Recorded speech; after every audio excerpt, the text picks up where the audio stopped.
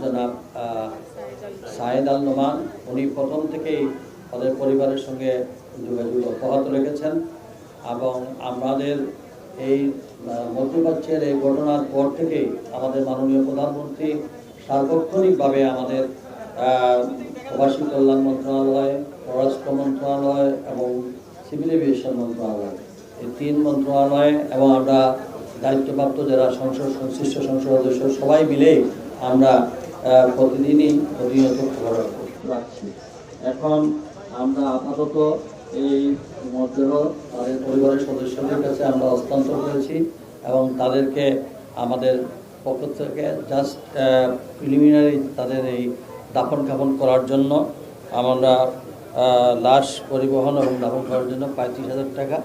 আর আমাদের বিশেষ অনুদান এই মাত্র 50,000 টাকা দেওয়া হয়েছে এবং তাদের আরও 3 লক্ষ টাকা এবং তাদের যে আপনার ইন্স্যুরেন্স বাবদ 10 লক্ষ টাকা আমরা পরবর্তী পর্যায়ে আমরা ইনশাআল্লাহ এবং আমাদের ওই এলাকার সংশ্লিষ্ট সংসদ সদস্যের সঙ্গে আলোচনা করে আমরা কিভাবে অন্যভাবে সাহায্য করতে পারি সেই বিষয়েও আমরা আমাদের পরিবারের সঙ্গে অব্যাহত যোগাযোগ থাকবে।